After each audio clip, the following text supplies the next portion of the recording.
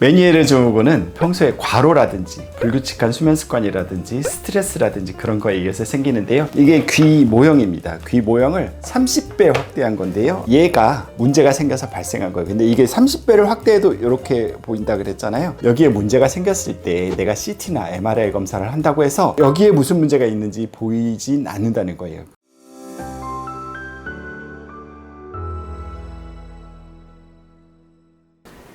안녕하세요. 바를정 한방병원 정인호 원장입니다.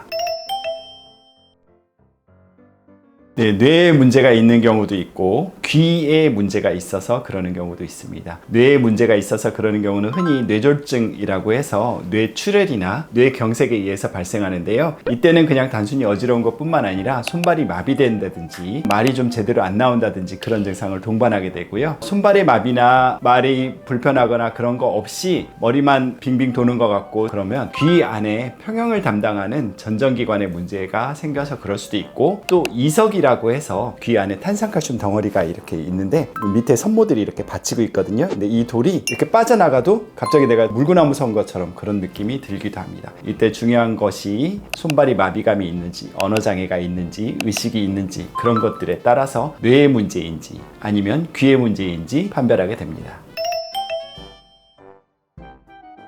그거는 사실 전조 증상이라기보다는 이미 온 거죠. 근데 이제 사실 전조 증상이 있기보다는 그때 이제 이미 한 차례 온 거고, 이 뇌졸중이나 뇌출혈이나 뇌경색은 한 번 오면 다시 올 가능성이 높습니다. 다시 올 가능성이 높은 이유는 그것이 온 기본 원인이 있을 거 아니에요. 그 원인이 계속 지속되기 때문에 뇌졸중이 또 오고 반복할 수 있습니다. 만약에 뇌경색이나 뇌출혈이 온다면 그것의 원인이 되는 것이 무엇인지를 먼저 파악하는 것이 좋습니다. 당장 급하게 이제 뇌경색이 되면 뭔가를 뚫어야 될 것 같고, 뇌출혈이 되면 출혈량이 많다면 압을 빼주고 그러는 것도 중요한데, 그거보다 좀 더 근본적으로, 예를 들어 내가 평소에 스트레스가 너무 많다. 근데 뇌경색이 왔어. 뇌경색이 뚫려서 나왔어. 근데 내가 계속 스트레스를 받아. 당연히 또 문제가 올 수 있겠죠. 아니면 내가 과로를 너무 많이 한다든지, 당뇨가 조절이 안 된다든지, 혈압이 너무 높다든지, 그런 기저가 되는 원인들을 치료하는 것이 훨씬 더 중요할 것 같습니다.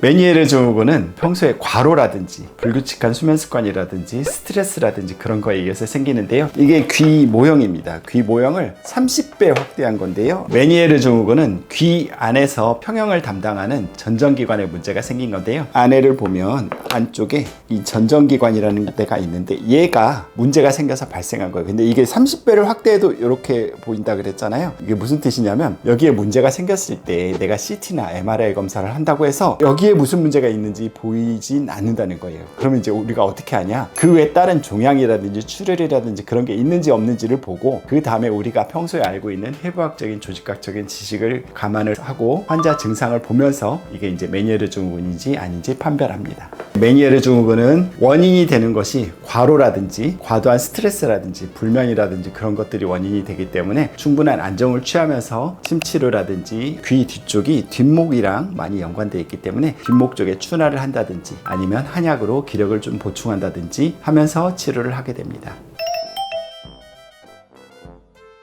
대부분 초기에 치료하면 다 정상적으로 회복이 되죠. 근데 이제 마비 정도에 따라서 좀 많이 다릅니다. 예를 들어서 어떤 분들은 엄청 가볍게 와서 금방 낫는 분도 있고요. 어떤 분들은 엄청 심하게 와서 후유증을 안고 살아가는 분이 있는데요. 나중에 마비가 온 지 한 2주 정도 있다가 안면신경 근전도 검사를 해보면 마비가 얼만큼 진행됐는지를 확인할 수 있습니다. 그래서 예를 들어 마비된 정도가 50% 미만이다. 그러면 일반적으로 좀 좋은 예후에 속해서 완전한 회복을 기대할 수 있고요. 마비된 정도가 90% 혹은 95%, 심한 분들은 99%까지 손상된 경우도 봤거든요. 그런 경우에는 좀 더 현실적으로 완전한 회복을 기대하기보다는 최대한 많이 회복을 해서 일상생활에 지장이 없는 정도를 목표로 하기도 합니다. 무엇보다 중요한 거는 초기의 적극적인 치료가 가장 중요한 것 같습니다.